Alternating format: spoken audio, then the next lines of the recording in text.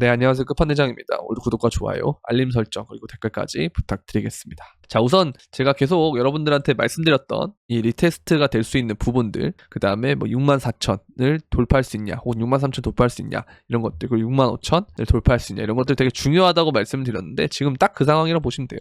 그래서 얘가 64,000, 65,000까지를 돌파할 수 있느냐, 되게 이게 중요한 모습이라고 볼 수가 있고요. 그리고 이제 이게 첫 번째고, 두 번째 관전 포인트는 뭐냐면, 얘가 이러한 과정에서 알트들이 어쨌든 이렇게 쭉 보면은 회복을 하고 있단 말이에요. 그러니까 이런 게 되게 긍정적인데, 제가 항상 말씀드리지만 이 비트코인이 신고점을 찍는 순간이 되기 전까지는 알트들이 회복이 좀 더 빠를 수는 있는데, 그 다음에 얘가 이제 돌파를 하게 되고 신고점이 74,000을 넘게 되면은 그때부터는 비트가 뭐 한 달 동안 독주할 가능성이 굉장히 높단 말이에요. 그러니까 이런 기간 동안에는 비트가 고각 상승이 나오면서 알트들보다 훨씬 더 높은 도미넌스를 먹어주면서 이렇게 다시 이 도미넌스가 빠진 게 뭐 이렇게 막 예를 들어서 지금 당분간 이렇게 빠진다라고 하면 그 다음에 다시 이런 식으로 올라갈 수 있다라는 거죠. 그래서 이런 것들을 우리가 조심하려면 비트도 계속 물량을 확보해놔야 되고요. 그리고 비트가 들고 있기 때문에 알트도 우리가 모을 수 있는 거다라고 보시면 되고, 그게 아니고 내가 처음부터 진짜 난 알트만 보고 있습니다 하시는 분들은 사실 알트를 해도 되는데 어려운 길이에요. 사실은 정말 어렵고, 그러나 예전보단 조금 난이도가 좀 쉬울 수 있는 것은 아까 말씀드린 대로 수위 같은 애들도 그렇고 이런 애들을 보면은 결국은 저점을 높이면서 올라가고 있기 때문에 조금씩 천천히 본다라고 하면 전 나쁘지 않을 거다라고 생각하거든요. 그래서 이런 부분들을 잘 보시면 될 것 같고, 자, 그리고 이제 현물 ETF는 지난주에 6,573 비트코인을 매수했지만 채굴자들은 3,150만 생산했다라고 하는데, 이게 결국 뭐냐면 수요가 공급을 앞지르는 거죠. 채굴한다는 거는 비트코인의 공급이잖아요. 이 공급을 수요가 앞지르고 있다는 거. 보통 이러면 가격에 굉장히 긍정적인 영향을 많이 준다라는 거죠. 그래서 이런 부분들을 우리가 생각해 볼 수가 있고요. 그 다음에 이제 장기 비트코인 보유자들은 공격적으로 매수하고 있다. 지난 2개월 동안 장기 보유자들은 지난 3년 어느 기간 동안 더 많은 비트코인을 축적하고 있다. 누군가 뭔가 알고 있다. 지난 3년 동안은 우리가 보면은 이제 이러한 구간들밖에 없는데, 그때마다 사실 이게 지나고 보면 굉장히 좋은 구간이었고, 이때도 마찬가지인데 여기도 마찬가지고, 근데 이때도 지금 이런 게 있었지만 사실 지금 너무 커요. 그렇죠? 여기서 이제 장기 보유자들이 팔았다가 다시 사고 있는 거예요. 그러니까 여기서 팔고 다시 사고 그러면 이제 우리도 여기서 같이 축적을 해줘야 되는데, 지금 개미들도 보면은 지금 숏이 너무 많고요. 나머지들은 아예 코인을 떠났고요. 코인 안 하거나 이제 그런 애들 되게 많기 때문에 우리가 지금 이때가 너무 기회다라고 보시면 된다라는 거죠. 결국 대선도 다가오고 있고, 뭐 금리 인하를 했을 때 유동성도 조금 있으면 점점 늘어나고 있고, 되게 좋은 그림들이 많이 나오고 있기 때문에 항상 제가 좀 비슷한 내용을 얘기하는 것 같지만, 그래도 지금 이럴 때가 여러분들 귀에 딱지 않도록 들어야 한 번이라도 긍정적으로 생각할 수 있기 때문에, 다들 되게 부정적이거나 혹은 지루에 미칠 시점이 있었잖아요, 그동안. 그래서 그때마다 제가 영상을 찍으면서 이런 똑같은 말을 하는 이유는 이제 다가올 불장이 남았다고 생각하기 때문에 이제 이런 것들을 말씀드리는 거다라고 이해하시면 될 것 같아요. 자, 마찬가지로 반감기 이후에 비트코인이 랠리를 본격적으로 시작을 하는데요. 반감기 이후에 박스권 갔다가 고각 상승 시작하는데, 반감기 이후에 알트들이 많은 하락이 왔었죠. 그 다음에 본격적으로 고각 상승이 아직 남았다라고 보시면 돼요. 이거 여기까지 가는 건 아니겠지만 뭐 이런 식으로 갈 가능성이 높다라는 거죠. 그래서 지금 기회다. 저는 되게 기회라고 생각하고요. 여러분들도 이 부분을 계속 명심했으면 좋겠다 라는 생각이 듭니다. 항상 우리가 지나온 사이클들은 이러한 움직임을 보였는데, 항상 마지막에 이러한 고각 상승이 펼쳐지고 상승장이 끝났지, 적어도 이 정도는 와야 되는데 지금 우리는 거의 이렇게 지금 횡보하는 기간이었어요. 비트코인 기준으로만 하면. 물론 알트들은 많이 빠졌겠죠. 근데 결국은 비트와 키 맞추기를 하러 가거든요. 그리고 더 오르잖아요. 그러니까 여러분들이 비트코인을 안 사고 알트코인을 그동안 사왔던 건데, 그 옛날에 생각이 있기 때문에. 마찬가지로 도미너스가 지금은 고점 부근에서 있지만 얘가 나중에 이렇게 떨어지는 시간이 오면, 그동안은 얘가 잘 안 떨어졌잖아요. 보시면 그쵸? 이렇게 오르기만 하고 잘 안 떨어졌는데, 얘도 어느 순간 되면 이런 식으로 장대 음봉을 펼쳐주면서 급격하게 떨어지는 구간이 있거든요. 보면 여기 하나, 둘, 셋, 넷, 다섯, 5개월 동안 떨어지는 것처럼, 5개월이 됐든 요거까지 합하면 조금 더 길겠죠. 그러니까 이런 시간들 동안 떨어질 만한 여지들이 있는데, 얘가 이렇게 올라가다가 이런 큰 게 오면은 몇 달 동안, 이 기간이 여러분들이 알고 있는 그 알트장이라고 보시면 돼요.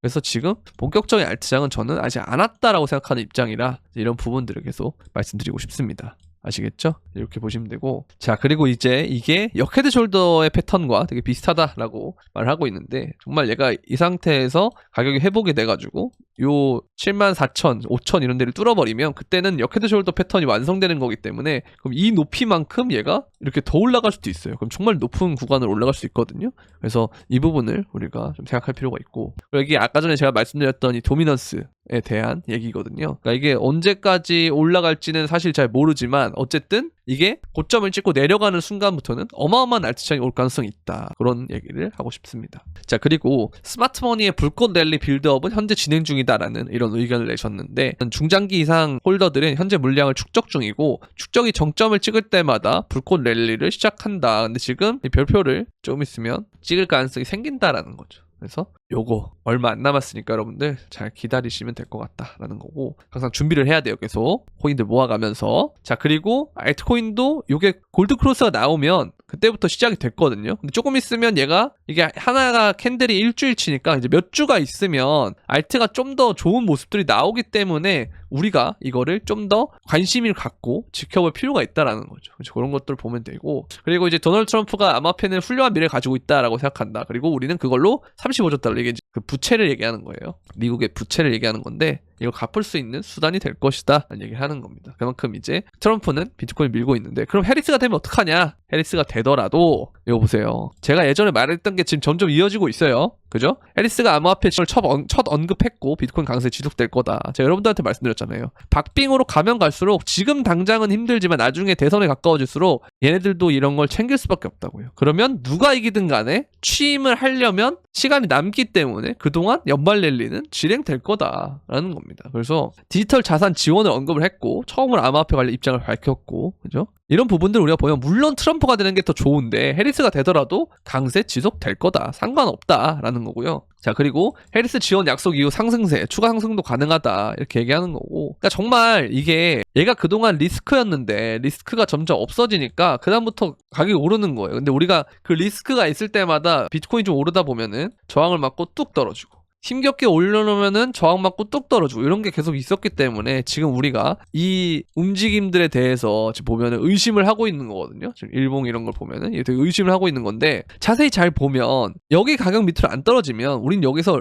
지지를 받았다라고 해석할 수 있거든요. 이동평균선에. 그럼 얘가 이동평균선 이렇게 지지를 받으면 그 다음에 또 이렇게 올라가는 구간들이 생겨요.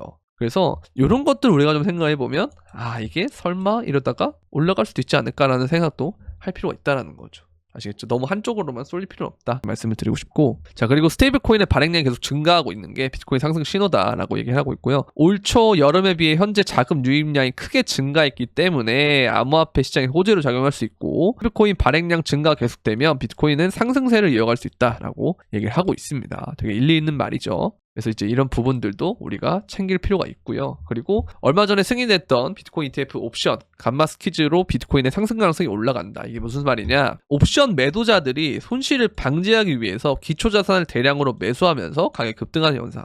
그죠? 그래서 비트코인 옵션은 네거티브 반화를 갖고 있고 현물 가격이 오르면 변동성도 함께 확대되기 때문에 델타가 빠르게 증가한다. 그래서 이 옵션도 결국은 제가 말씀드렸잖아요. 상승을 할 때는 상승을 더 촉발시킬 수 있는 호재가 되는데, 하락하는 기간 동안에는 오히려 이거 하락 부추기는 영향을 줄 수 있기 때문에, 근데 지금 우리는 상승장이 있으니까 지금은 굉장히 좋을 것이다 라고 말씀드리고 싶고요.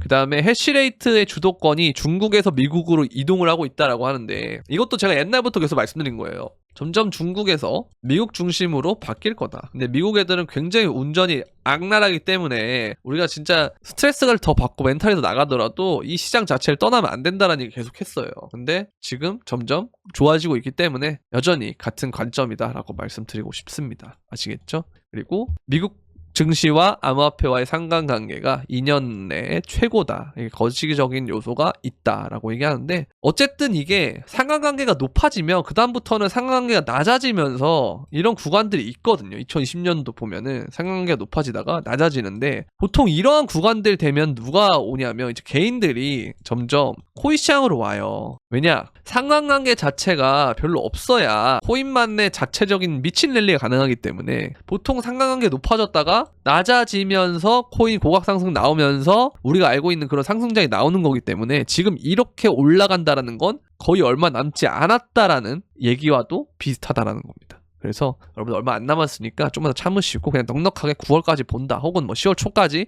그럴 수 있다 뭐 위험할 수 있다 흔들거릴 수 있다 정도만 우리가 인지해 놓고 대신 거기에 맞춰서 뭐 내가 비트코인 포트폴리오 좀 더 짜고 현금 비중 어느 정도 들고 있고 수익권인 거 좀 팔아버리고 그리고 알트들 조금씩 모아가겠어 약간 이런 느낌으로 계속 천천히 하다 보면 떨어지면 개수 늘려서 좋아 오르면 수익 실현해서 좋아 그런 느낌으로 가주시면 된다는 겁니다. 전혀 문제될 거 없습니다. 올해는 불장이 될 거라고 봅니다. 오늘은 여기까지 하도록 하겠고요. 도움이 되셨다면 구독과 좋아요, 알림 설정 그리고 댓글까지 부탁드리면서 그럼 안녕!